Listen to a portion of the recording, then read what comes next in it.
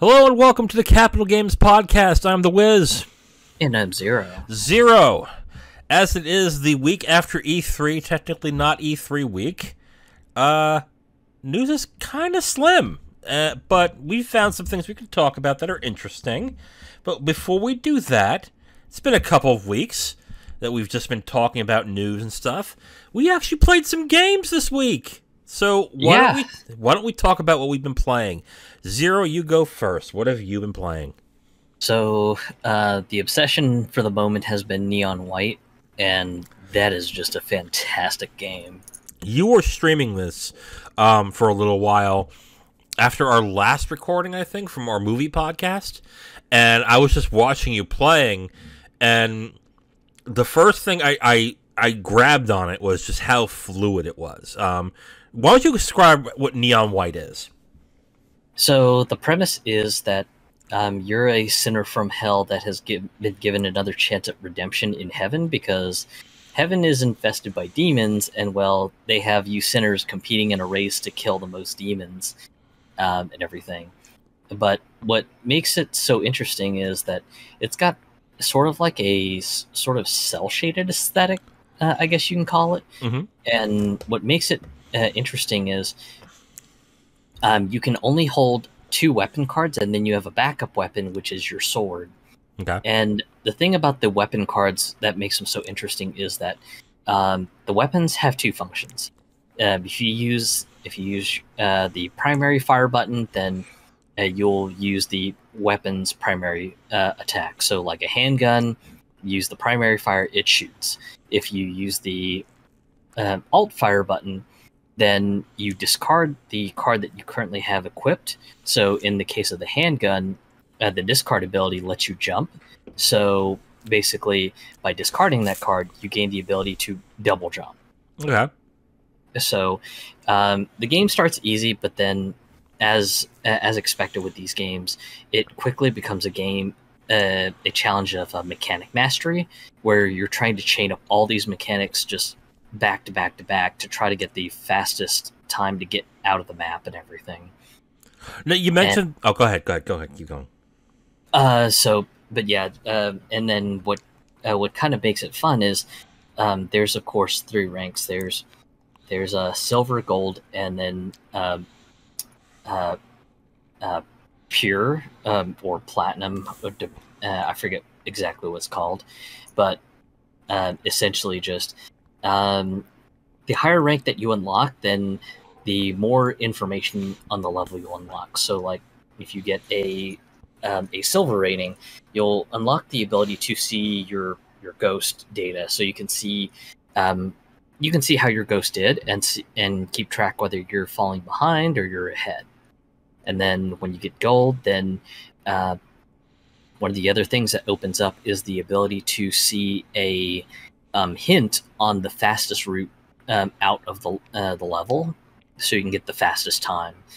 And then I think even earning like silver also opens up the location of a gift, which is for the visual novel portion of the game. So yeah, just lots of replayability and challenge for the levels and everything. And then, of course, since this is kind of framed almost like a speedrunning game, there are leaderboards. So if you have friends who are playing this, then you'll be able to see what their times are, and you can get as competitive as you want or whatnot. So yeah, it's all in all, it's a wild game. Okay. You mentioned, like with most games like this, where it's skill-based, where it kind of eases you in and then ramps up the difficulty. Is the ramp-up fluid? Is it smooth to where they I guess, introduce mechanics little by little, and then it starts getting tougher? Or is there a steep drop-off or like a steep climb up at a certain point when you get through the game? So for the most part, the ramp-up is pretty gentle. There is one exception to this. Okay. The exception being that as you get through the visual novel portions by gifting your other characters gifts so you can open up conversations with them and stuff like that, one of the things that you will unlock are challenge levels related to the particular neon you're building your social links with and everything. And those are pretty much just extreme platforming and skill challenges, and they can come out of nowhere for you because, like, for me, I'm just obsessed with getting all the gifts in the first run so I can just dump all the gifts on the other characters as quick as I can, and then just start churning out the challenge levels. And one of them was just this challenge level that was just covered in spikes and just has you doing some almost precision platforming. And for me, it was like a gigantic leap in having to get really good with my movements and everything. So that's the only reason I say that there is an exception, that if you're going to take the same path as me and just crank out all the challenge levels at the once you're done with the chapter, then sometimes some of those levels can be a real rude awakening, just with how much skill that they emphasize just right away. And hell, one mission I bumped in had a weapon that I had not even encountered in the story mode, so trying to get used to that in a hurry was a real shock. Yeah. So, okay. Like I said, I watched you play this game, and I guess the speed running is part of the game. Is that true, or is it more of a puzzle solving game where what's the to get through the game? Is it more puzzle solving or is it more speed running? Because they're two different things, really. So, interestingly enough, it's actually a little bit of both, because when you get the gold rank on the time and meet the gold benchmark, the game will give you a little hint item that's in the game, and when you touch the hint item, it'll show you sort of an alternate pathway that can cut down significant portions of your time. Interesting. Okay. So basically, if you're wanting to master the levels, what you'll want to do, if platforming isn't your forte, then at minimal you want to try to shoot for the gold medal, and then unlock the item that shows you the shortcut, and then basically from there just it takes a bit of puzzle solving, because sometimes these shortcuts will also cause you to skip enemies. So you're going to have to get creative on how to kill the enemies, because you can't touch the exit portal item until you kill every single enemy in the map. Mm-hmm. So that's where you have a little bit of puzzle solving element. Like one level I did had a puzzle solving mechanic where I skip almost half the level. Oh. But there are 4 enemies that you have to deal with, otherwise you can't unlock the portal. And for me, it was just it was more of a skill challenge at this point, because I had to shoot 2 sets of explosive barrels to knock out all 4 of these enemies that I'm literally going to skip through half the level on once I unlock the hint item and everything. So yeah, it gets really, really intense and really creative, and it will really force you to use all of your knowledge on how the weapons work and what their interactions are, to really get the most out of getting the fastest time. And you will want to get the fastest time, because between each chapter, you'll have some of the heavenly personnel who will say, hey, you need to have at minimal this rank in order to unlock the next chapter. So if you're not at minimal just getting golds and proceeding, then it'll be real hard to rank up and everything. But like I said, just with how the game loads so quickly and so fluidly, yes, just you almost just kind of go, well, I'm just a 1/10 of a second off, and that's a technical error. So let me just crunch down and just keep pushing and everything. And that's where, for me, the addiction factor in the game comes in, because just I'll usually go, oh man, that's that's literally a technical error. I am just 1/10,000th of a second off. Just Yeah. if I can clean up my movements, if I can just tighten my shooting up, if I can just time the use of my skills just right, I can shave that off, or maybe even more. And just with how quick the game reloads the level, I just get sucked in, and then before I know it, I just look at the time and I'm just like, oh my god, it's been an hour since I said one more time. All right, time to log off. Yeah. So, yeah, what this is reminding me of is not necessarily the same game, but remember Super Meat Boy? Yeah. So, like, I was addicted to that game when it came out. And it was a great game because not only was it in bite-sized chunks, but it was also difficult, but it wasn't impossible. So you would have these situations where you want to not only beat the fast time, but you'd also want to get the special item in there and whatnot to get extra stuff. And this is what Neon White's kind of reminding me of, is just the feeling I had playing Super Meat Boy when it was out, and just loving that game and wanting to perfect everything in it before I go on to the next one. I mean, that's what it kind of sounds like, right? Yeah, especially with the fast loading, it's just like Super Meat Boy, because I remember I kind of had the same vibe with Super Meat Boy, just when I would just sort of nail the mechanics in the level, and I'd just go, oh, I just need to go a little bit faster to get the medal for this level. Okay, and then it'd just be a reload, Yeah. and because the loading was so quick, it really didn't matter too much. I remember the person I was living with at the time. I was playing that, and I was loving the game, but I was getting frustrated because I was like cursing and screaming, like, "God damn it, why?" And, and the person I was living with was like, "Why are you playing that game? Because it makes you so angry." And I'm like, "Because I fucking love it, God!" But yeah. So, when you were streaming this, the first thing I noticed was, we were streaming this off Discord, and the first thing I noticed was, wow, this is choppy as hell at the stream itself.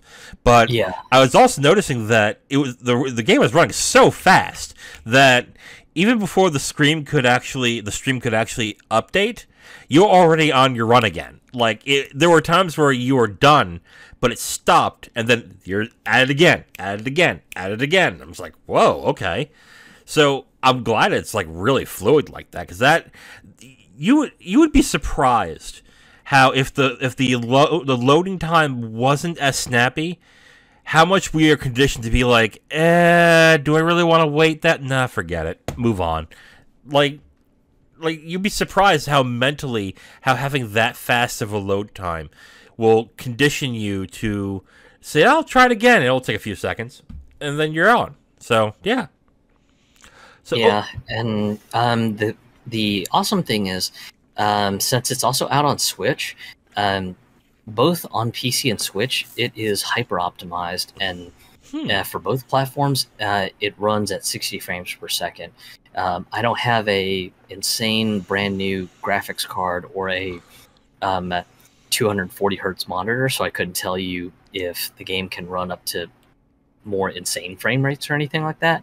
But I can say for me, it on my GTX 1080, it runs at a very fluid 60 frames per second. So it's just very impressive just how optimized this game is, and I'm running it on ultra everything. I don't think, like, looking at the game and watching you play it, I don't think you would need that beefy of a card to run optimally, though. So that's good, at least. At least we're not looking at it and go, why doesn't it need a 3080? Like that, what? No. Yeah. But because I think it was either the reviewer from Eurogamer or Game Informer, one of those publications. The reviewer who was playing Neon White on their PC, they were playing it on a gaming PC from 2012, and they had it cranked to ultra everything, and they were able to get through just fine. So, nice. Yeah, That's good. This game is really optimized, and it's definitely worth it for the price. Right now, there's about 2 days left on the launch discount, but it's currently selling for $22.49. I'm assuming by the time this episode releases, it'll be back to its normal price of $24.99. Okay. Even still, I was prepared to buy this at $24.99 full price. So that should tell you how willing I was to give this one a leap of faith. And even now, with how much I've played of it, I would still just, if I had missed it on launch, I would still pay the $24.99 and just buy it right away. Good. Well, that's good to hear. So, Neon White, worth the cash if you're interested. Okay. So, let's move on. I have Game Pass, so I went ahead and downloaded Teenage Mutant Ninja Turtles Shredder's Revenge. I think it's Tribute Games who are making this. I first thought it was Way Forward, but I think it's Tribute. Tribute Games and .emu. Okay, yes, that's right. And this is a throwback to, I would say, the Teenage Mutant Ninja Turtles arcade game, and from Turtles in Time, from like the NES, Super NES arcade time. The first thing I noticed is that the game, with its pixel style, looks really good. It is really charming looking. It definitely keeps the vibe of the Super NES days, but with a nice polish to it, animation-wise, that is really attractive looking. So I really like the animation. And then when you're playing the game and you're doing your fighting and everything, the levels are actually very full of character and charm. So immediately I noticed that, and it was like, oh, that's pretty cool. Because usually beat-em-ups don't really worry about that stuff. Like, the backgrounds are kind of like, whatever, this is a nondescript apartment, this is a nondescript office, this is an alleyway. But they actually put a lot of detail and personality in the levels, which I liked. So that was good. I like that in there. I want to comment on something. The reason why I played this is because a lot of YouTubers and journalists I covered were saying, oh, potential game of the year right here. Oh, you can't miss this. Calm down. Seriously. Calm the fuck down. Like, I'm enjoying the game and it's fun, but I look at this and I'm like, we haven't innovated the beat 'em up since Castle Crashers. Like, and this game doesn't do what Castle Crashers did. Like, for example, Castle Crashers is a good beat 'em up. It's a really good beat 'em up. But it not only had lots of levels that are well detailed, have full personality, great animation, but it also had RPG mechanics. You also unlocked moves. You also unlocked characters. I think you unlock Casey Jones at some point. I haven't gotten there yet. But there's so many things to keep you attached and to keep playing the game that I think it took me, 10 to 15 hours to beat the game. And from what I hear, it takes about maybe 3 to 4 to play this game and beat it. So, unless you really like the game and you want to play as every single character, like, I'm looking at it and it's like, yeah, this is enjoyable, but, like, how much fun can you have fighting the same levels over and over again as the same characters? And to me, it's like, not much. Unless there's something that I'm building. Like, let's say I like Donatello, okay? But let's say if I wanted to build my character up to be max range and like a poke character and do it that way and level them up to be a range character to where, like, his bow staff reaches ridiculously long and does a lot of poke damage and keeps people away and stuff like that, that would be cool, because then I could personalize my character and make him to who I want. And then I'll make, let's say, Leonardo my power character, where he comes up close and he hits people real hard and beats them up. Like, that would be cool, but you don't do that in this game. You are playing it's a good beat 'em up, don't get me wrong, but for, I think it's $30 that the price is, or $25. Let me look it up. I think it's $24.99, so about $25. Okay. For $25, unless Yeah, it's 25.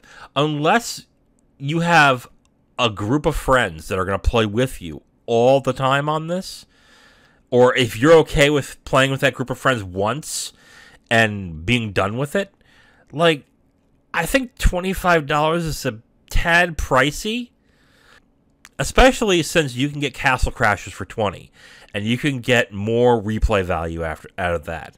But yeah, I get it. People are nostalgic for the Teenage Mutant Ninja Turtles. It reminds them of their youth.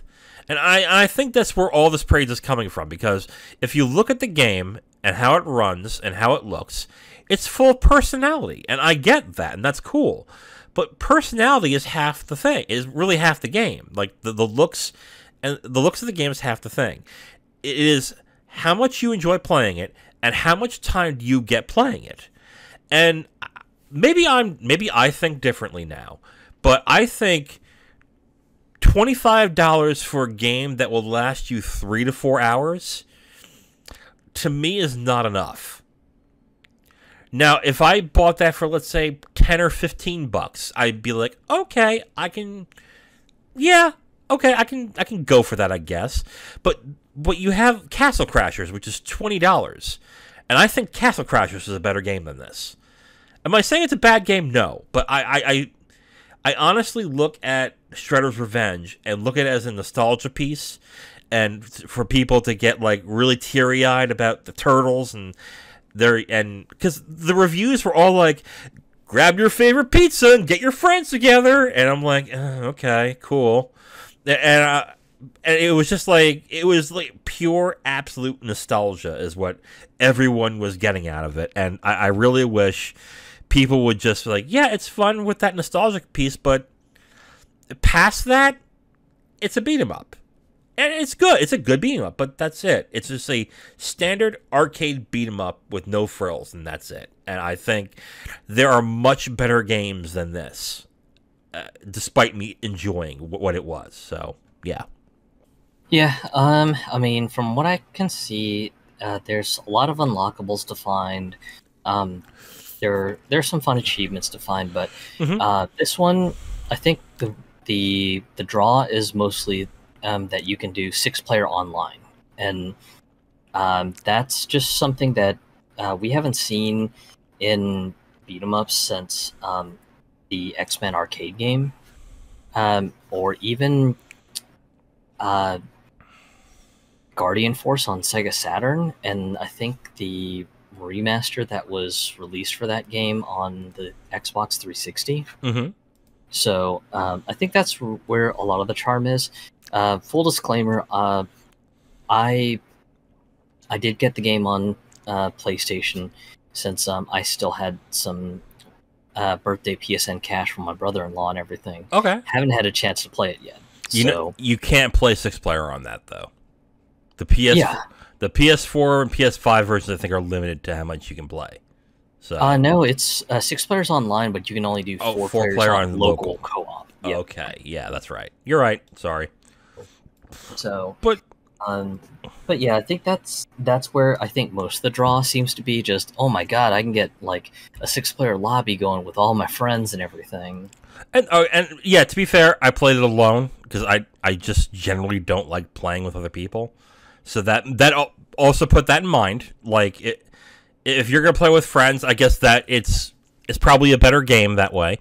But I still look at it and I'm like, but there are just other beat 'em ups have done this better, like features wise. So yeah, I don't know. Like, I look at this and say, yeah, spending $25 on this when there are other games that have more for less is just like, yeah, I don't know. Like, it does look good and it plays good. I will say that. My issue is purely on the value aspect of this. So if you have no problem with it, go for it. But what my main criticism is going to be is basically there are better, more fully rounded fighter like beat 'em ups out there that you can play, and it just is not going to have the nostalgia that you're probably looking for with the Teenage Mutant Ninja Turtles. So yeah, that's it. That's my criticism. Let us move on. So I don't know if this counts as Summer Games Fest or not. Probably would it? I don't. On my Discord channel, I did kind of count it as Summer Games Fest related coverage because it you are a stickler about came sort of on the heels of the end of it and everything. Square Enix had their Final Fantasy VII 25th anniversary presentation, and the days leading up before the presentation, they made an interesting declaration. They had said, hey, just so you know, this is going to be a very brief 10-minute presentation. We're just going to focus strictly on the games. Just don't expect any other announcements related to other Final Fantasy games here. It's just going to be pure stuff related to Final Fantasy VII and us celebrating the 25th year anniversary of the series. Right. Which, they pulled a Keeley, and that was a good thing. But that also didn't exactly mean it was going to be a disappointing stream, because I watched a lot of the people talking online, and they seemed to actually enjoy it. So let's first get into what they announced. First off, they announced merch. So excuse me, they announced merch, and we're talking about statues, alarm clocks, rings, jewelry, vinyls, things like that.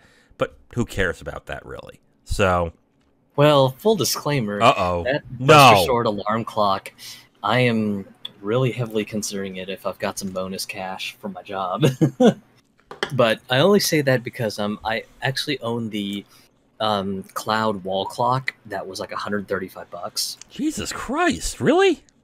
It's nice because one, it's LED backlit, so if you have the lights out in whatever room the clock is in, then the LEDs come on to show you what the time is. But what's neat is when there's enough ambient light around, on the top of every hour, it'll play one of 12 tunes from the Final Fantasy VII Remake to kind of signify the top of the hour. Oh, interesting. So, okay. But for that clock, they have two designs. They have the classic PS1 cover art design where you've got Cloud kind of looking at this Shinra reactor, and then you've got the other one with Hot Boy Sephiroth burning Nibelheim and everything. So depending on where your loyalties lay, just either pick Cloud or Sephiroth. Okay, that's cool. $135 though. Wow. Okay. Yeah, it's pricey, but I'm someone who really, really loved 7 as a kid, so I was just like, yeah, I need something to kind of give me a clock in my media center area, but also I kind of want something that sort of fits my gaming lounge and library sort of vibe that I've got with my living room. Okay, cool. Okay, so you're interested, you fucking nerd. So, yeah, that's right. But anyway, they showed off more of the first Final Fantasy VII: The First Soldier, which is the iOS and Android competitive shooter. I think it's a battle royale. Yeah, basically. Right. Okay. So so they showed that off.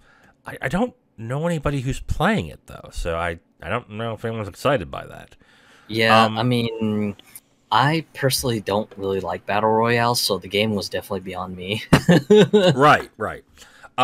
More people were excited by Final Fantasy VII Ever Crisis, though. But what I kept hearing are people saying, please put this on console. Like, please. Which I'm kind of confused by, because it is a free-to-play Final Fantasy VII game. Isn't it just a retelling of Final Fantasy VII, but in that old chibi art style? So it's basically a remix version of Final Fantasy VII, but here's the twist. So the gacha mechanic is not going to be characters; it's going to be gear. Ugh. So, yeah, you'll be busting loot boxes in hopes that you get the best gear, the best weapons, and stuff like that. So, how I imagine that working is during debut week, whenever they put into open beta, there's probably going to be like a banner to get Cloud's best weapon, the Ultima Weapon, which was that sword that had like um, 8 material slots, but you had 4 of them linked together in a pair, and there was no growth multiplier, so they couldn't gain any experience or anything like that. But it was the best sword in the game, so it did like top tier damage. So, go ahead. So I would imagine that you would probably be trying to pull tickets to get that particular weapon, and then multiple copies to infuse it to make it stronger, and all that other useful junk like some of the other gacha games and everything. Okay, cool. Like, I played Final Fantasy VII when it came out, and aside from the story, I barely remember a lot of the details. To be honest, Final Fantasy VII didn't really light my world on fire when I played it. Like, I thought, like, technologically it was really cool, but, like, the story was kind of like, okay, sure. But I was a snob back then, too. So, and back then, I played 6, and I think it was called 3 at the time, I think, right? Yeah, 3. Yeah. And after I played 7, like, I'm like, but this isn't as good as 3. So I don't get why people love this so much. But anyway, I can get on with that. Okay, so that looks interesting, and people are asking for it on console. So we'll see if Square acquiesces. That'll be interesting. What's also announced is Final Fantasy VII Remake Intergrade is coming to Steam. Or it's on Steam right now, isn't it? Yeah, on Steam as of this past Friday. And from what I've heard, that it sold really well. Like, I think it's one of the top selling... It's one of the top selling games right now, isn't it? Yeah. I think it's probably number 1 on the charts, I'd imagine, because I know everyone was just like, I don't want to buy it on Epic, I want to buy it on Steam because fan patches and whatever's. So yeah, which really goes to show you. I think we discussed this on the Discord that we have. That, or did we discuss this personally? I'm not sure, but basically, Epic has really not gotten a foothold much at all on the PC gaming market, except for like the games that they've purchased. Like, if you want to play Fortnite, you have to play it there. You want to play Rocket League, you have to play it there. Magic, you have no choice. So if you're forced on that, then you're on it. But when it comes to everything else, it really seems like the majority of people are willing to wait until it comes to Steam, which really kind of surprised me a little, because of how the gaming industry and the people who follow it are. They want to play the newest, latest, greatest right now, and they're not willing to wait. But I guess PC gamers are a lot more patient. So there you go. So that's coming to Steam. Yep. What was announced and what was rumored, I think leaked beforehand, was Crisis Core Final Fantasy VII Reunion. Yeah. This one was a bit interesting because there's been such a contentious history with regards to the publishing rights for the game. So for anyone who's not familiar or who may not have a PSP or anything, so long story short, there was a Japanese pop artist by the name of Gact who played the main villain for Crisis Core, whose name is Genesis. And if you're not familiar with Japanese pop star culture, their labels can be really, really, really stingy on how a artist's appearance can be monetized. So he was one of the top Japanese rock stars a long while ago, and unfortunately his label was just one of the most ornery of all the labels out there. And when Sony was starting to wind down the PSP store in favor of the Vita, unfortunately during that time, if my memory serves me correctly, some games on the PSP store were starting to be out of their licensing period. So Sony was having to negotiate with the publishers if they would permit the sale of their games on the PSN store, even though they were prepping for the Vita to come out and everything.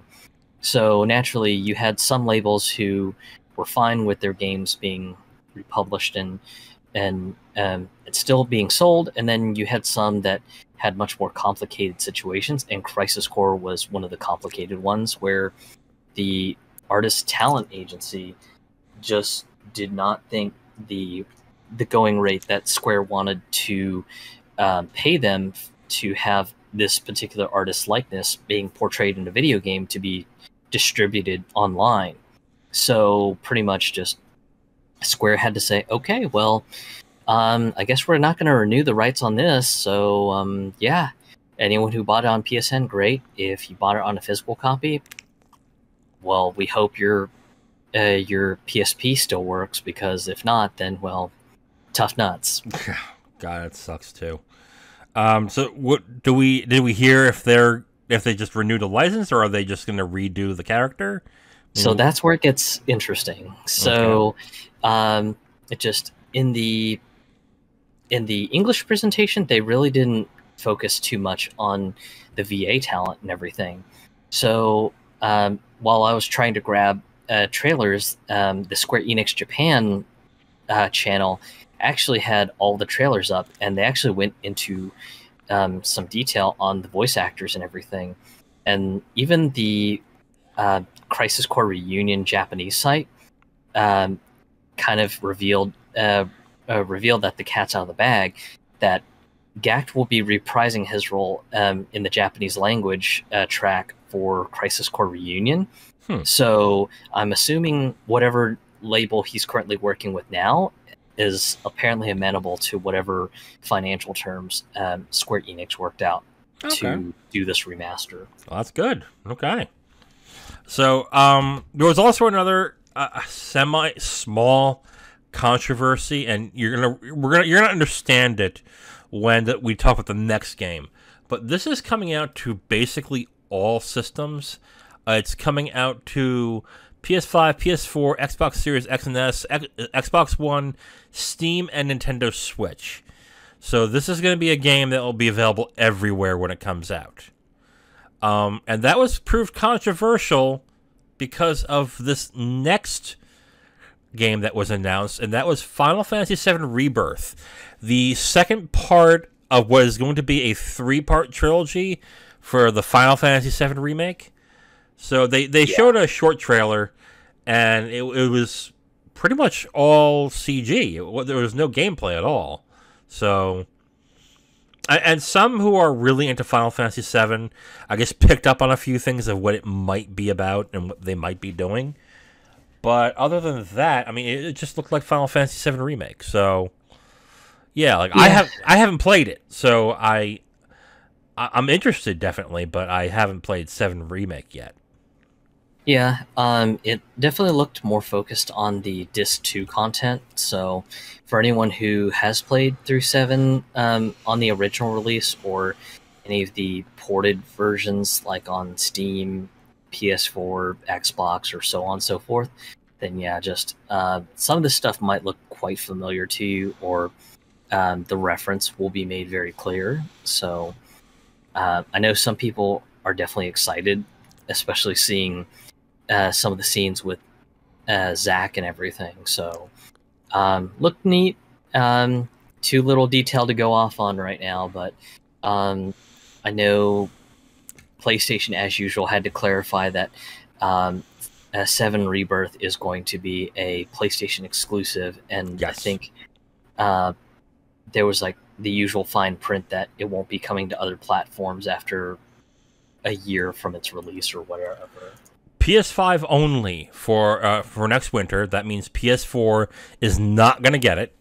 So those who don't get a PS5 by what it looks like they're saying is next winter, you're kind of boned at that point. But that's not where the controversy is. The controversy basically is that it's going nowhere else, and which makes it a little weird that they're releasing Crisis Core everywhere.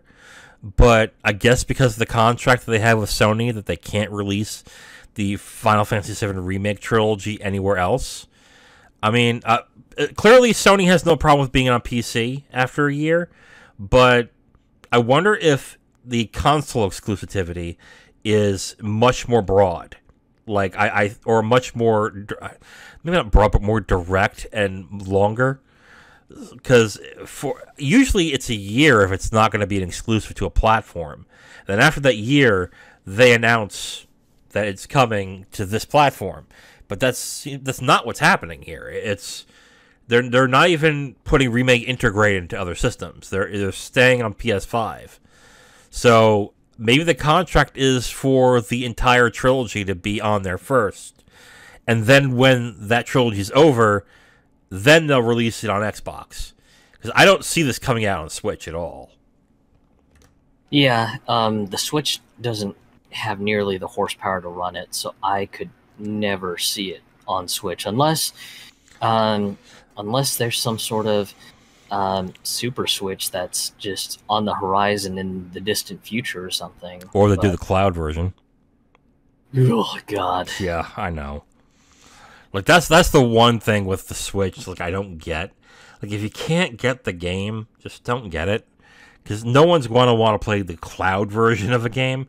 Like who really bought the Kingdom Hearts games cloud versions on Switch?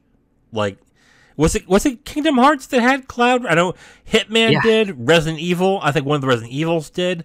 Resident Evil 7 Biohazard. Yeah. Like I don't know anybody who looked at that and went, "Yeah, that is worth my money." No. Yeah, I think Square was really short-sighted because I know in Japan everyone had said, "Oh yeah, runs fine for us in Japan," but as usual, just Square Enix tends to be real myopic on how they think about their audience and everything. So anyone who wasn't in Japan, yeah, it was a terrible experience to play Kingdom Hearts on the cloud and everything. Yeah. I think one article from one of the bigger review publications ended up having a situation that when they were playing the game, the Square Enix streaming servers ended up having to go into maintenance mode, so they were basically forcibly kicked before they could even get to a save point. Wow, really? So just for me, I was kind of trying to think of the horror of that. I'm just like, no. I was just like, yeah, no way, no how. That is absolutely terrible.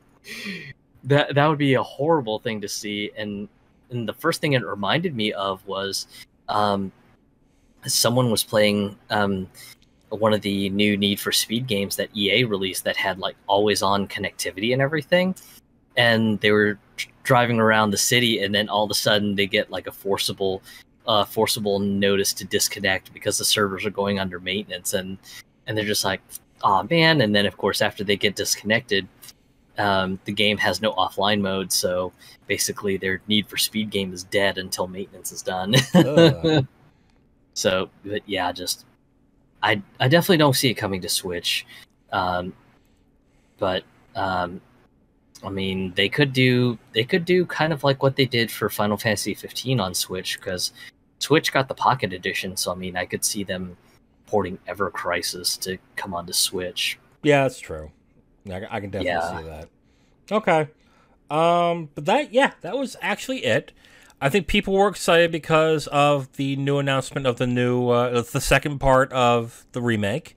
So, yeah, I mean, decent showing. People are excited. Not many people are excited with Crisis Core, I'm surprised by. I think it's one of those things where they tacitly know they're going to buy it, despite them knowing, oh, it's Crisis Core, so we know what it is. And since we can't buy it digitally anywhere, I guess we'll buy it here. So I think that's what the feeling is. Yeah, and it's funny too because I had been wanting to play Crisis Core again for a while, but my PSP in my home has a dead backlight, so I have to either A, get a brand new PSP, or B, just try to see if there's a console repair shop in my area that will repair it same day or something. So I was just like, oh, well, guess I'm gonna have to, just pull some money together and maybe get like a nice example of a PSP secondhand for like $140 or something. And then this announcement happens. I was like, well, never mind then. I guess I know what I'm gonna do. I'm probably gonna buy it on PS5. No, I think that's really about it. Just kind of a surprise to see Crisis Core come back, really, especially just knowing its sort of sordid history. Yeah, I agree. So why don't we move on? We may talk about this quickly, because I do have a couple things to say about this, but I believe it was a website that deals with tracking data and sales on apps gave away the potential amount of money that Diablo Immortal sold on its first 2 weeks.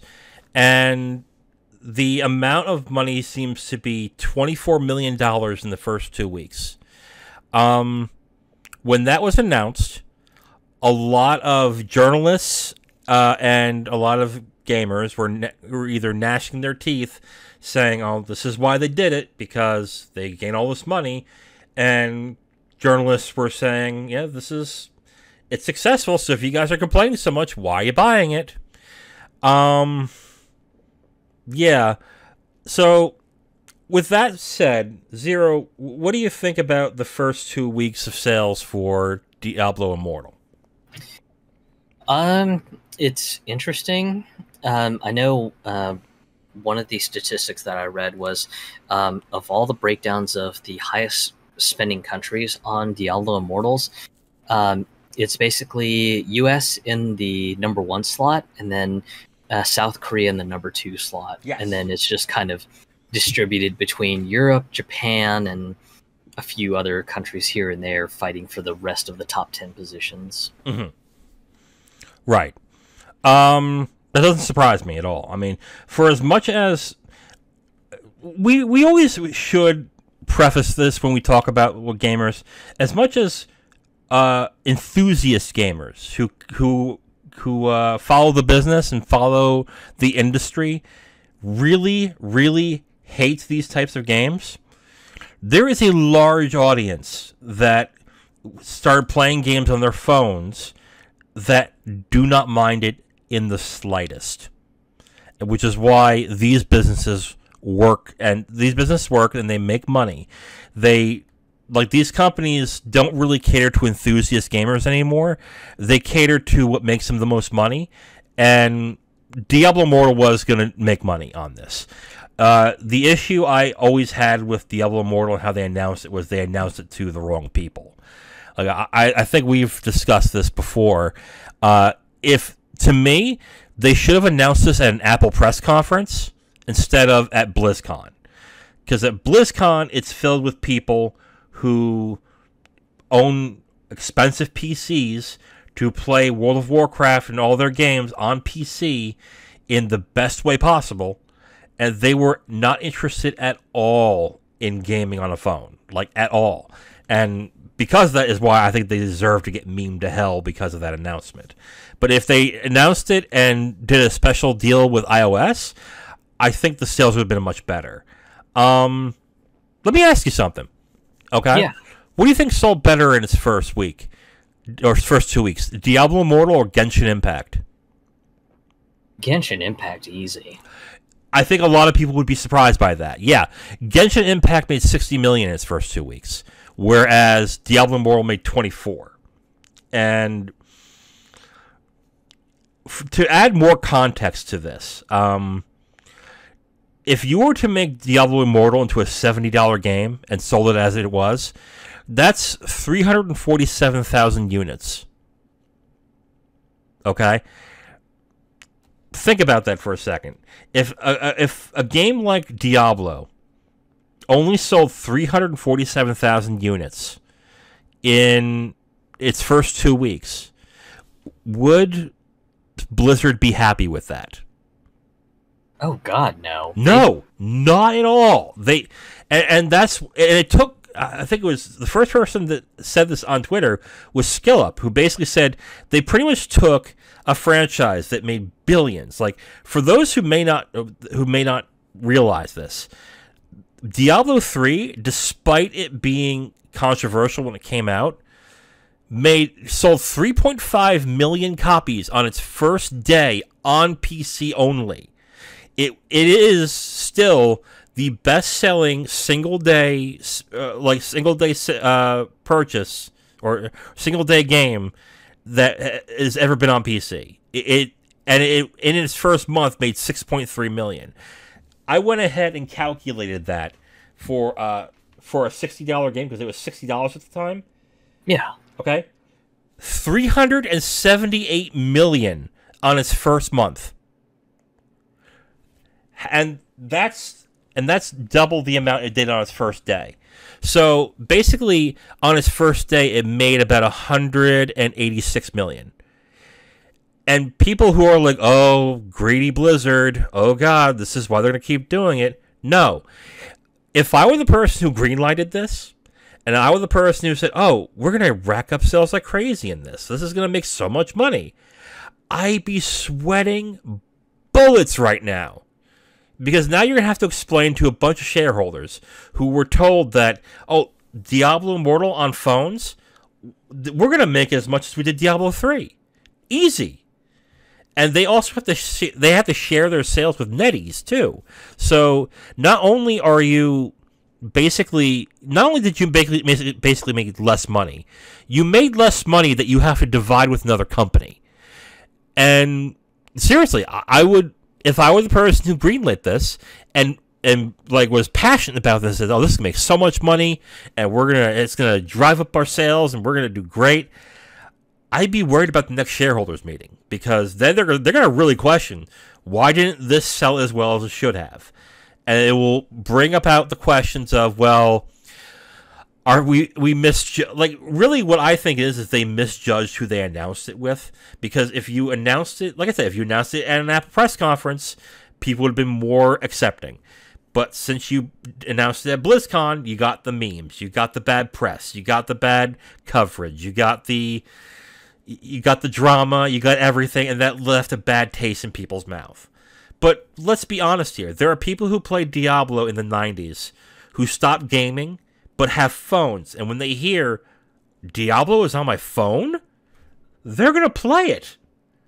And all they're going to see when they look up Diablo Immortal is going to be all this controversy and all this negativity, and it hurt them. So I think that's one thing. And I think the other thing is, I've been playing the game since it came out, and I've spent about $80 on the game. Oh, jeez. Yeah, basically, my plan of attack was, whenever I got the battle pass, I got the collector's battle pass, whatever the fuck that means. I got the Boon of Plenty, which is basically you get like random kind of, like, from what I've noticed, you get like random kind of drops or something, like random materials that you can use. At a certain level, another battle pass came up I think it was called the Paragon's Tree, which within every 5 levels they give you different types of materials. So I got that. That was 20. The balloon plating was 10, and then every boss that you beat in the game, they show a different chest that comes up. The first one was 99 cents, but as you move forward, the chests get more and more expensive. Right, I remember you were telling me about that, how it started off like $1, then $2 at the second boss, $3 at the third boss, so on and so forth. $8, $16, yeah. And I decided, okay, I'll get each one of those. All right. And then after that, did I get anything else? But I know I spent at least $80 in this game. And in the end, all I got was a bunch of materials, some gold, which really doesn't, like, it's needed, but you get so much of it, it doesn't kind of matter. And I got 1,550 orbs, which is just enough to get 9 crests in the game, those legendary crests. Right. That you can use to... And what they don't tell you, too, is that there's actually 3 crests. I think there's a YouTuber that covered this.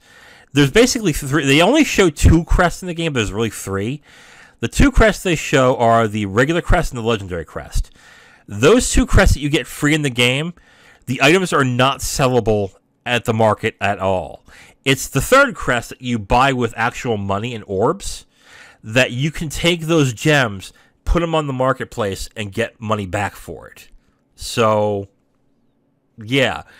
You'd only get 9 crests for that, which is the equivalency of like less than $25 worth of orbs. Like, I looked at that and I'm like, this shit ain't worth it at all. Like, I'm playing this and I'm like, I'm looking at everything I bought and all I received, and I'm like, I'm not satisfied with how much these purchases have given me. Like, I don't, like, even if I were playing, like, to make more money, to spend more money to become more powerful, I don't feel like I'm more powerful. I feel like I am, honestly, I feel like I'm powering up just below where I should be. Because my deck, my equipment is still at poor, and it's still at okay ratings. So for me to spend $80 and still feel like I could be a lot more powerful, just shows the value, the intrinsic value you get for what you pay for. And it really sucks. Like, I just really regret doing it. And I think that's what the main problem is. Like what do you think? Like, what do you think about the sales and everything? The sales are a little bit surprising to see, but when you put into the grand perspective, like you were mentioning, just how it's not actually as good as, say, something that has a little bit more mainstream appeal, like Genshin Impact, for example. It's kind of one of those things that's just like, wow, if I was that marketing person who's just like, oh yeah, just this is gonna knock everyone flat on their feet. They're gonna be just amazed just by the sales and just everyone cashing in on the cash shop, and yeah, just it to see it do the numbers that it did, and that they're, in all honesty, a bit underwhelming. Yeah, I would definitely be afraid. And it's funny that you mentioned NetEase, because the game kind of ran into its own bit of controversy right ahead of the Chinese launch. Oh, yeah, I heard, yeah. So apparently the game was supposed to launch this week, and apparently just something happened, and the game's launch had been announced with a delay. And the official reason that NetEase gave was, hey, we have to do some more fine-tuning and adjustments for the Chinese market, so we apologize. We will come back later with a date that's a little bit more closer to when we plan to launch. And on top of that, some people were musing that it may have been politically motivated as well too, because the Blizzard account on WeChat, not WeChat, but Weibo, which is China's service that's like Twitter and Facebook combined. Okay.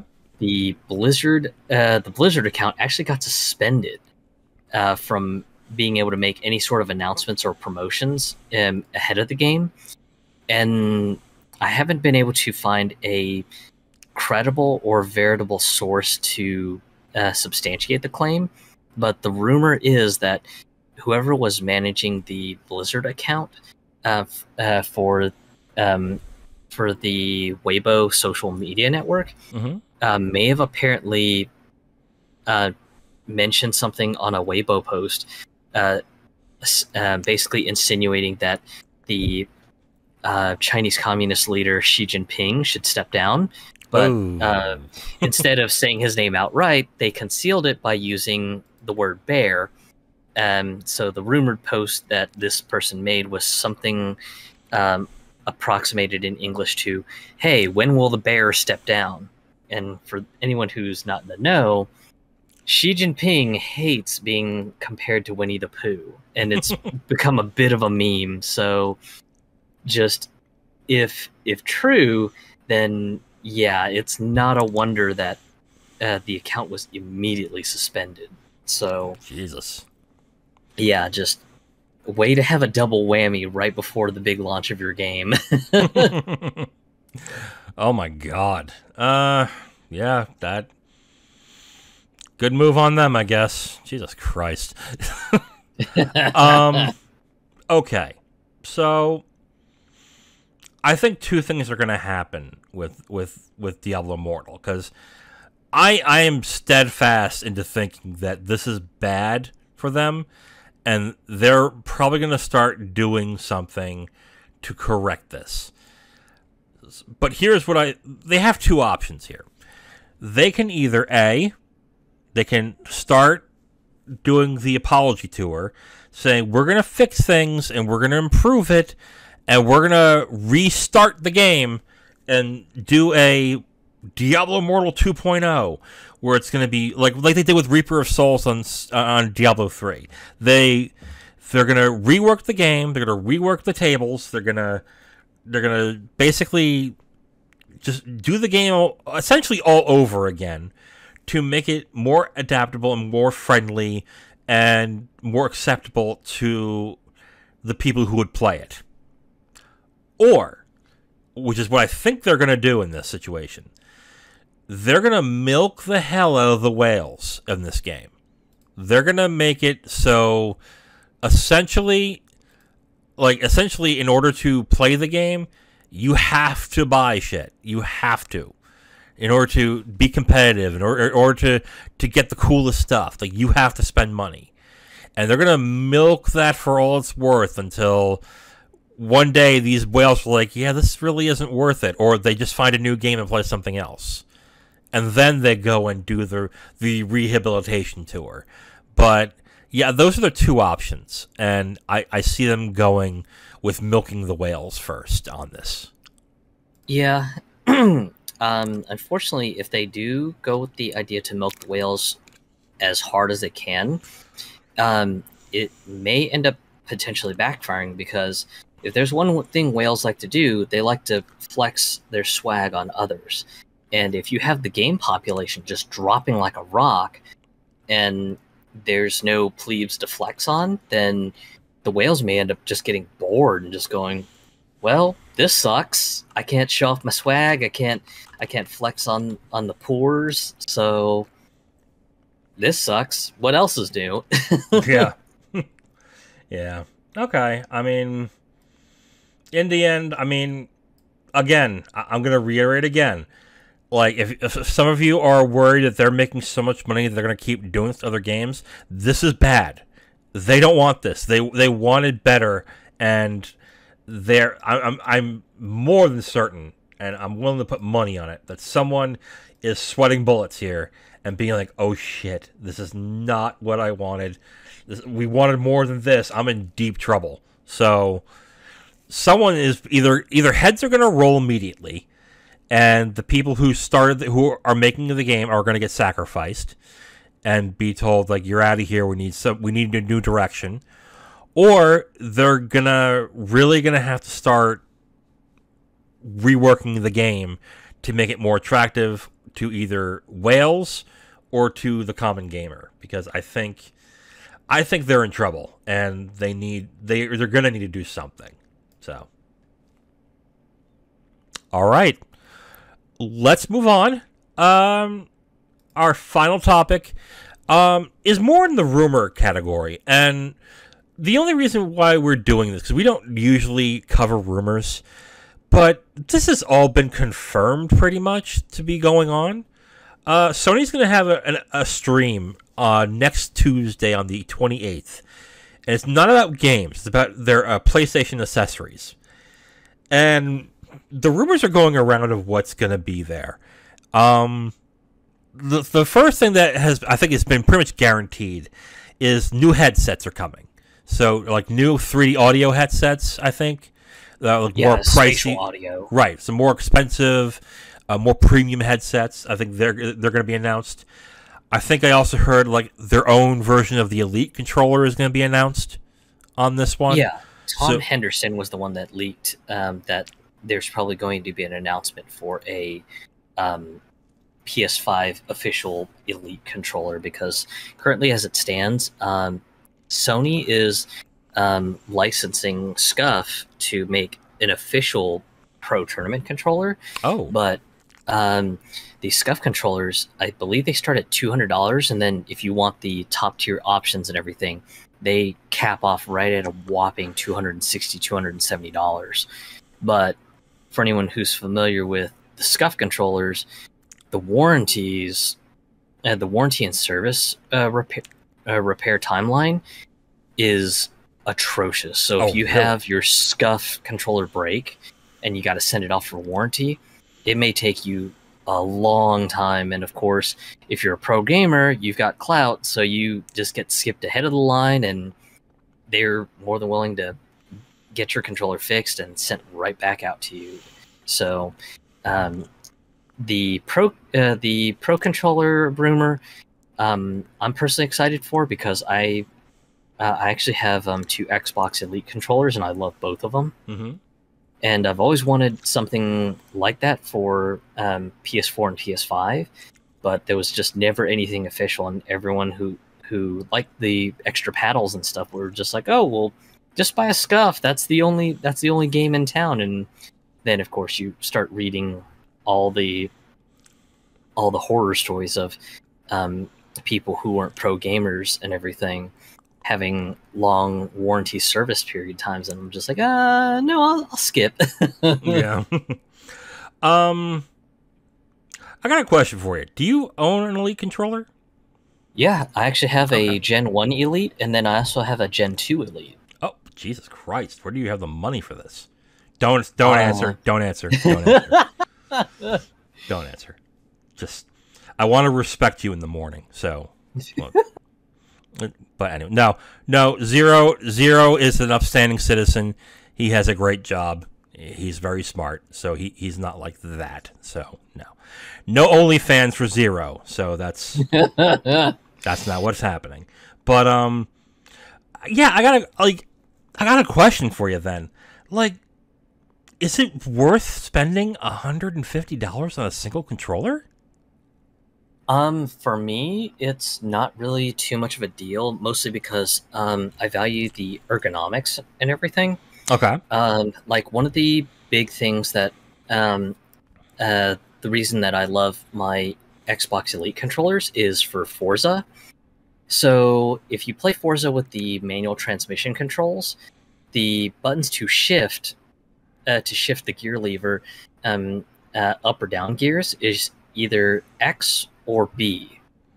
So instead of doing that, I'll usually shift it to the paddles on the back of the controller.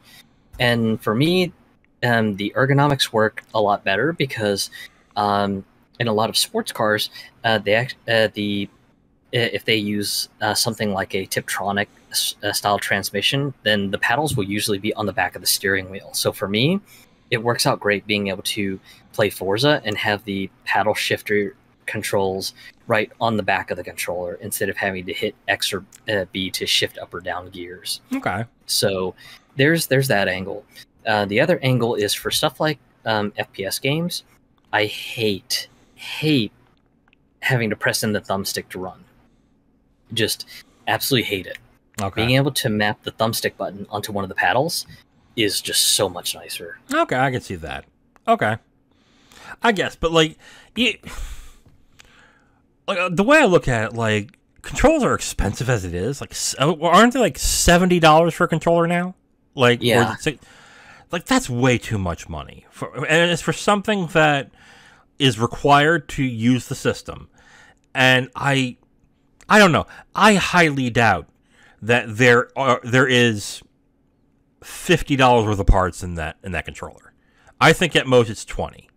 Like, do I have proof of it? No, but something just tells me that when it comes down to, if you break everything down to parts and everything, that the cost of everything is probably around 20 to 30, and they're using a $40 markup, which is ridiculous. Maybe it's different for the DualSense, but I'm looking specifically at my Xbox Series X controller and saying that's not worth $70. But even... Well, I think the Series X controllers, since they're still just basically Xbox One controllers, they're $60. So $10 off compared to a pair of Switch Joy-Con or a DualSense controller being at $70. Right, but I still believe that for it to be the price of a full game is sort of ridiculous. Like... Yeah. Though I will give a bit of... credit to this rumor from Tom Henderson about the Sony Pro controller. So the rumor about the Sony Pro controller is that supposedly both analog sticks will be user replaceable. So in the event that you're like a hardcore esports player and you just completely kill your analog sticks, then supposedly with this PS5 DualSense Pro controller that's being rumored to be revealed next week, potentially you'd be able to open up your controller, just yank the analog stick modules out, just throw them to be recycled, get 2 brand new units that you get from Sony, just drop them right in, close up the controller, and you're back in action again. That's interesting. But that probably also sounds more expensive. So, like, yeah, I'm hearing that, and I'm like, this is going to be a $200 controller, isn't it? Like, that's what I'm thinking. Like, I can definitely see them announcing that, not announcing the price. Someone digs into it and goes, $200? Holy crap! And the conversation goes. So, like, I've been curious to, like, buy one of those Elite controllers, but I just can't pull the trigger on spending so much money on one controller. Like, especially, like, if I play with my nephew. Like, if we play a game together and I bust out my Elite controller, he's going to look at that and go, I want to use that. and I hate to be this guy. I'm like, no. It's like, I paid for this. I'm using it. You use this crappy $70 controller, damn it. Like, yeah, I would say the market for a Pro controller is really going to be down to people who have the same mentality of just like fighting game players who buy arcade sticks, which I have many. So, so that's why for me, I'm just like, the Xbox Elite controller, not a big deal. So yeah, that would be the sort of clientele I would assume would be interested in this PlayStation 5 Pro or Elite controller. Okay. All right, well, that was kind of things that I wasn't surprised by. What I am surprised by is the rumor that gaming monitors are going to be talked about on this. And they're going to be gaming monitors that will be either optimized or advertised as great with PlayStation. So, I mean, we talked a little about this beforehand, but what are your thoughts on Sony now possibly releasing PlayStation-branded gaming monitors? The way I see it is it's probably going to appeal more to people who are running tournaments and things like that. So just your fledgling tournament that's trying to get set up, and they just want to be just completely kitted out, so you know they're good to go for a PlayStation 5 tournament. So I assume that these are the type of folks that would be interested in these monitors, because instead of having to play the guessing game of, hey, which of these monitors plays nice with PlayStation 5, instead they can just go right to whoever has that certification for just an immediate turnkey solution that requires no thinking. Just plug this monitor in, plug your PS5s for your tournament in, and boom, you are off to the races. Okay. Now, it's not a bad idea, okay? My thing is, the last time that Sony did something along the lines of this, was when they made 3D TVs for the PS3, I think it was. Yep. And they bombed. They did not do well at all. I think they had to sell them pretty cheap at some point to sell the stock off. Yeah, because the official PlayStation branded 3D TV, that was like a 27 or 32 inch 3D TV. I remember that thing brand new was like a whopping $300, and then by the time that Sony had said, okay, so yeah, 3D TVs are not the zeitgeist, so we're just gonna get the fuck out of this market. The PS3 PlayStation branded 3D TV, I think, got clearanced out to like $100, which was a horkin' deal. Yeah, for the TV. And the technology about it didn't seem bad. Isn't this the one that when you had a split screen game that you could wear your 3D goggles and have the whole screen to yourself on your goggles? Yeah, so it would render both players' view, and basically you could sync up one set of 3D goggles as player 1 and one set of player goggles as player 2. So you would have both players would have full screen real estate for like a split screen game, and I think it was really advertised with MotorStorm as being the game that really leveraged this feature. Yeah, I remember that. I mentioned this on Twitter, and because that was my first initial impression was, wait, remember 3D TVs? This might not be a great idea. And someone pointed out, yeah, 3D TVs were a fad. Gaming monitors are not. Like these and these of course were PlayStation fans, so they think, oh, this is going to sell great. I'm not so sure about this, because the reason why you would do this is to sell it in a markup. So if you're advertising, great with PlayStation, you're hoping that people that don't have the education on these monitors to not realize that, oh, this same monitor here that's maybe $50 or $100 cheaper does the same thing as this PlayStation one. It just doesn't say that it's PlayStation is great for PlayStation. So Sony's going to mark these up. They're going to have HDR. It's either going to be 4K or 1440p, which I find surprising since the PS5 still doesn't have 1440p on it.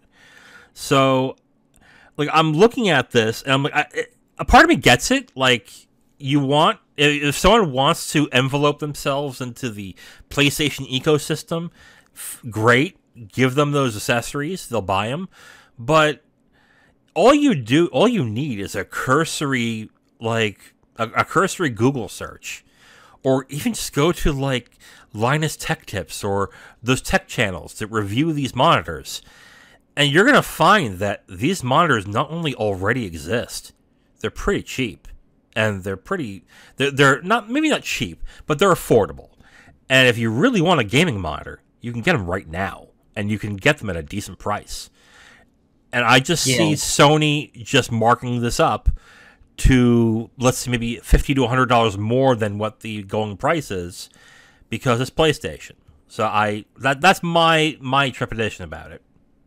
Yeah, personally, I don't think that this is really going to be for the average every gamer.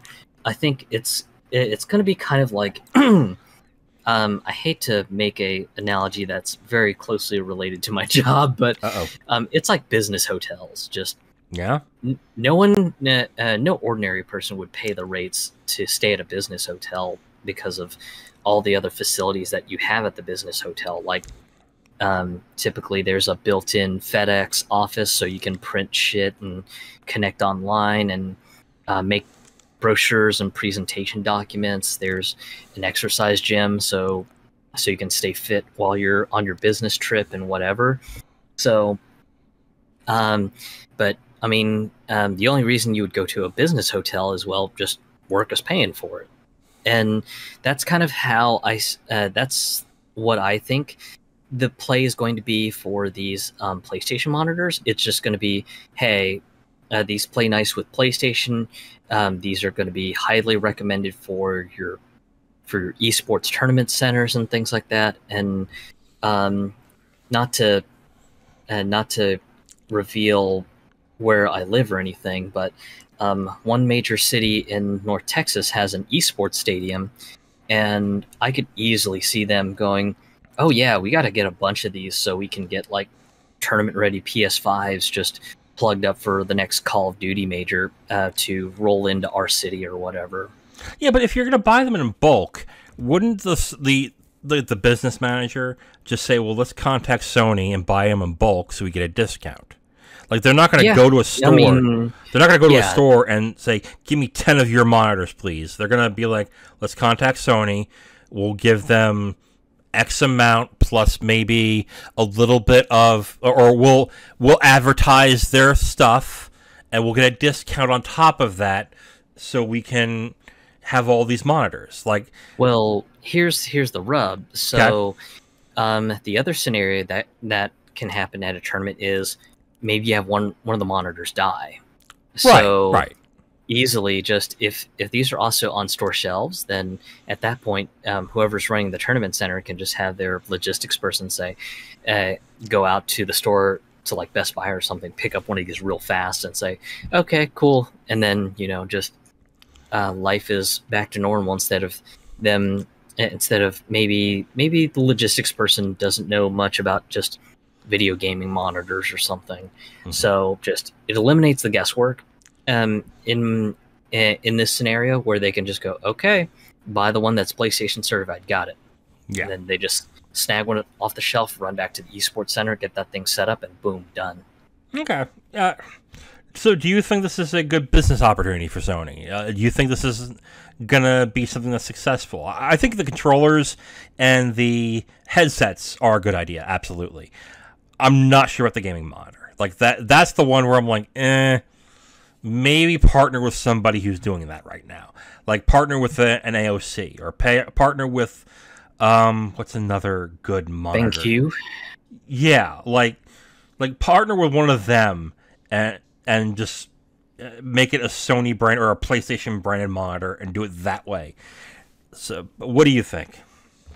Yeah, so the headsets, yeah, those will definitely sell because just that's usually the first thing that a lot of enthusiast gamers will buy. Just a nice, good headset so they can get online, talk with their friends, but also hear the game in crisp detail, especially for things like first-person shooters where spatial awareness is really going to help you just get the drop on somebody who's trying to sneak up from behind. So headsets, no-brainer. That's easy. That and the markup on headsets is just absolutely ludicrous, so don't really see any issues with that. Yeah.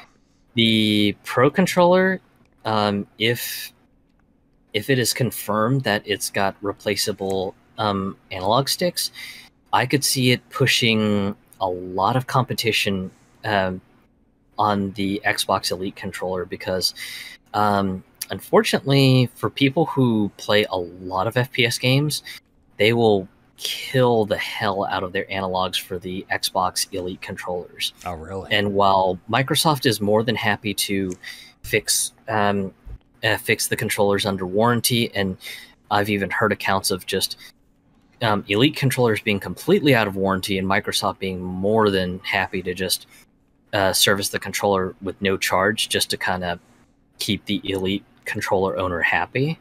So yeah, just if Sony does this and the replacement analog stick modules are reasonably priced, then yeah, just I could definitely see a lot of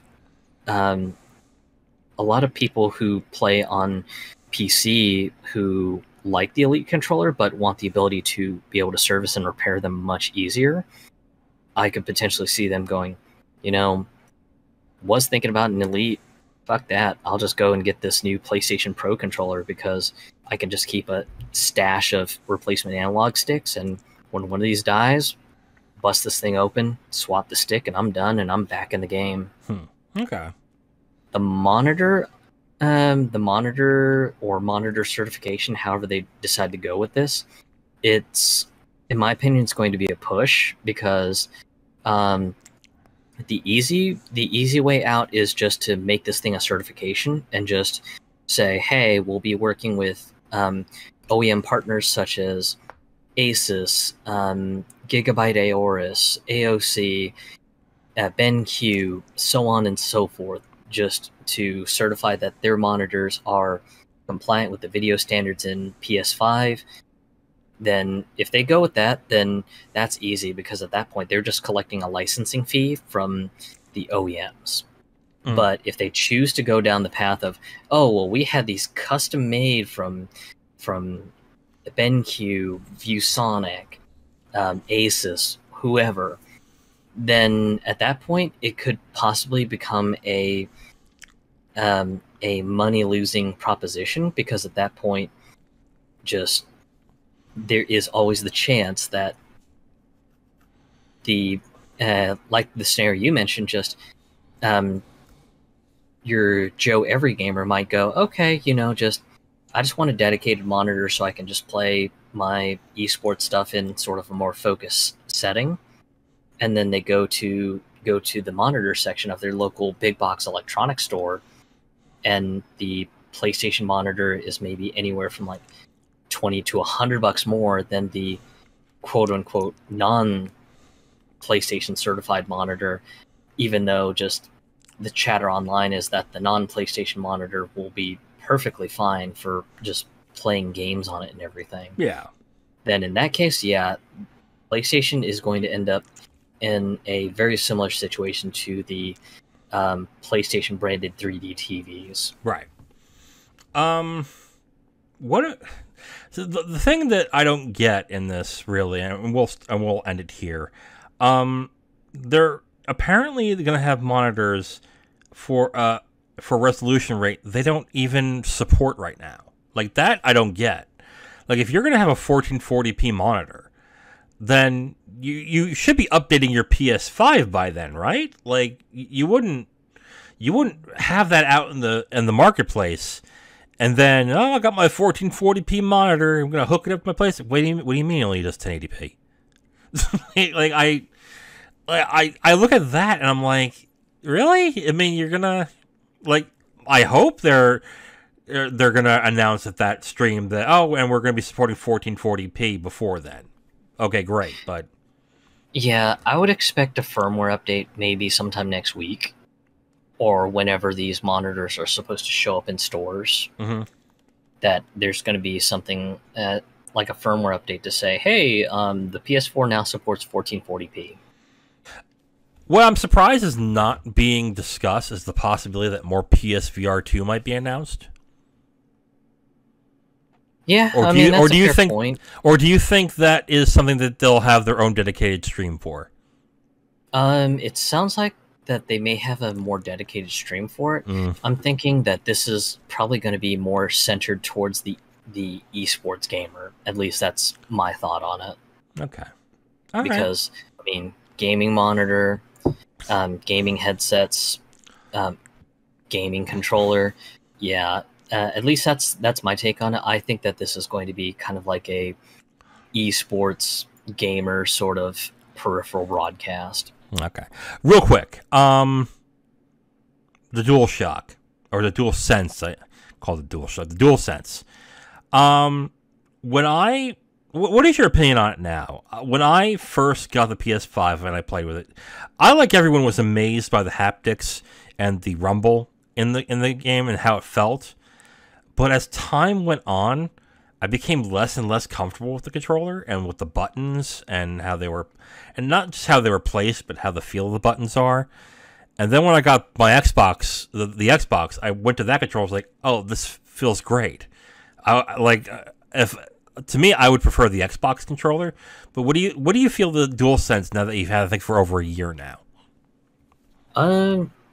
Actually, it'll be almost a year since I got my PS5 in August. Oh, okay.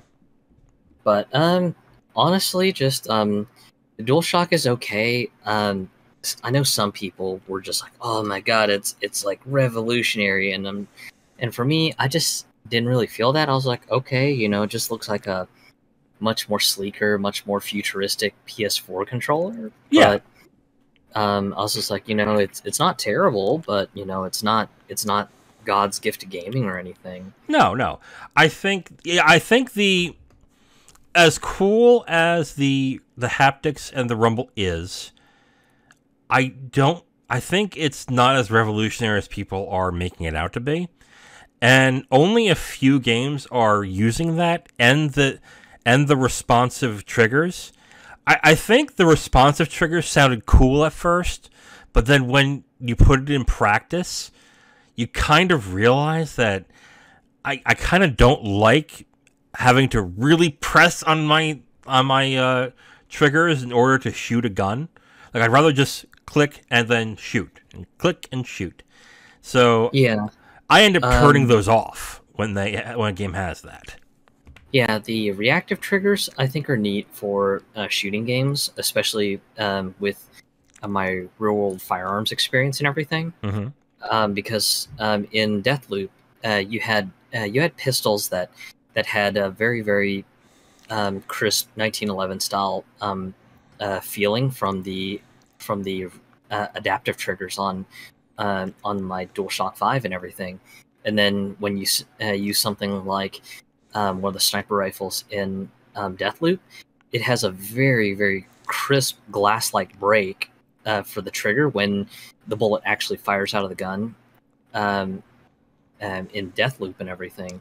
And that's very much in line with what a $1,500 to $2,000 match rifle will feel like. So it's neat, but there's not nearly enough games that make use of that sort of technology. And then on top of that, for accessibility reasons, the feature can be completely disabled anyways. Yeah. So it's just one of those things. It's just like, it's a neat feature, but it's not as revolutionary as it seems to be.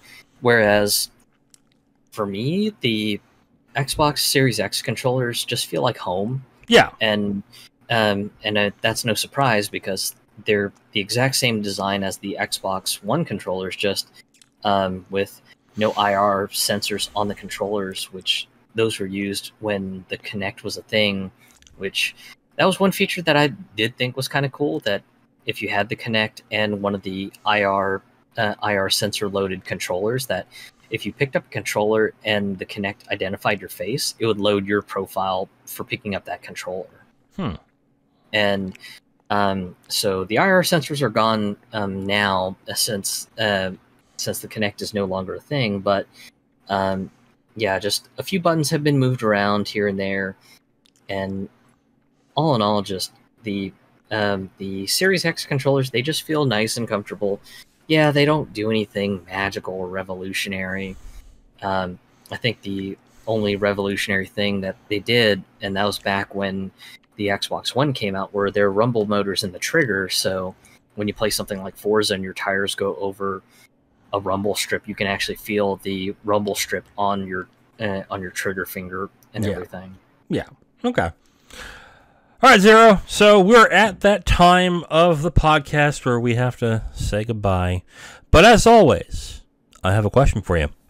All right. Okay, so act a little more excited, I mean, this is the end. You don't have to deal with me after this in a couple of days. So, just feign a little excitement, For a relationship to work, we have to work together, Zero.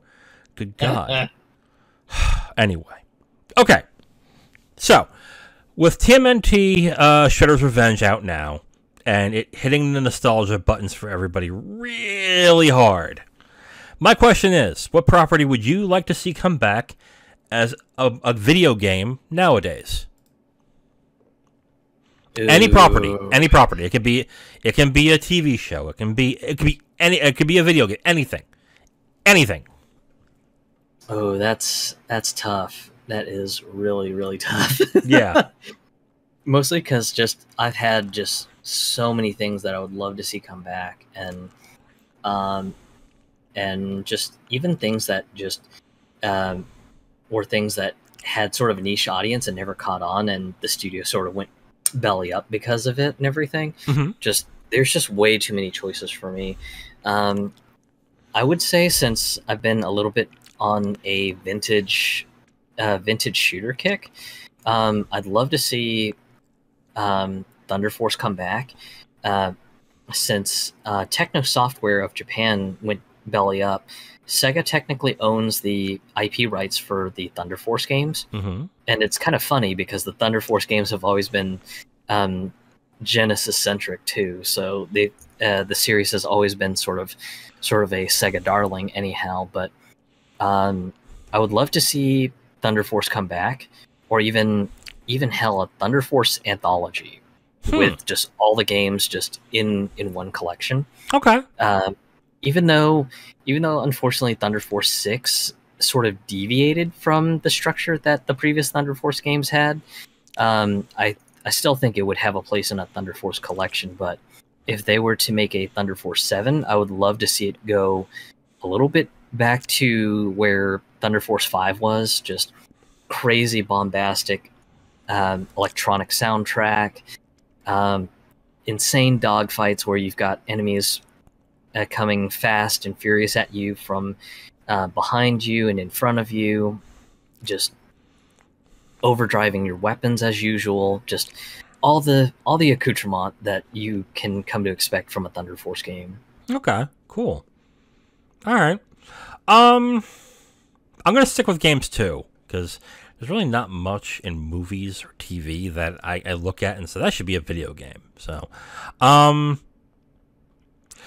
my favorite my favorite game system is the Game Boy Advance, and it mainly is because it's the first system I bought with my own money. That said, though, one of my fondest memories is playing the Super NES, and I played a lot of Super NES games. And I'm looking at like the best Super NES games right now, and I'm looking at games like Panel to Pawn, or what was called Tetris Attack, and Super Punch Out. I love Super Punch Out. But the one game that sticks out, like, that I would really love to see, is Ogre Battle. Now, I thought the first Ogre Battle on Super NES was good, not great. But what made me really fall in love with Ogre Battle was Ogre Battle 64. And it was partly because there was nothing to play on the 64 at the time, and I just bought it on a whim. My mom bought it on a whim, and I played it, and I was like, this is awesome. Oh my god, this is so cool. Do you know what Ogre Battle is? Oh yeah, I've followed it for a long time, and it's actually kind of funny because the Ogre Battle series actually does sort of tie into Final Fantasy XII in the world of Evilus. Really? Yeah. Huh. Because if I remember right, the primary writer was actually very involved in Ogre Battle, and then when the rights sort of got mired up and everything, this was before Square ended up buying up the Ogre Battle IP and everything. That the story was just sort of built up into its own universe, and he sort of wanted to continue it, but since he didn't have the IP the IP rights to Ogre Battle, he sort of kind of continued it in a way in Final Fantasy XII. So I've seen some people talk about that there is a relationship between the realm of Ogre Battle and Tactics Ogre meets Final Fantasy XII. Okay. Like, I would really like to see a new one. I know that Sony accidentally revealed that Tactics Ogre is probably going to get a remaster for the PS5. So, and I like Tactics Ogre. It's good, but man, Ogre Battle was so much fun. I would like to go back and replay Ogre Battle 64 again when it comes out on the Switch online. Yeah, I would actually pay for that for a month to play it again. But would I kill to have another Ogre Battle? My God, that would be so cool to play. I know it won't sell, and I know that. I know that. Well, maybe if Diafield Chronicles actually sells well, it may come out. But I look at Ogre Battle, I'm like, man, would I love to play another one of those again. Just the gameplay of that was so much fun. If you haven't tried it, I think you could still get it on PS3, I think, as a classic. I'm not sure. But, yeah, it's such a fun game. People should try it if they get a chance. So, it was on PlayStation, so yes, I think it is. So, yeah, Ogre Battle will be my choice. All right. Well, on that note, that will be the end of this episode of the Capital Games Podcast. Tune in next week where we talk about the latest and greatest in the business and culture of video games. I am The Wiz. And I'm Zero. And we will talk to you next week. Goodbye.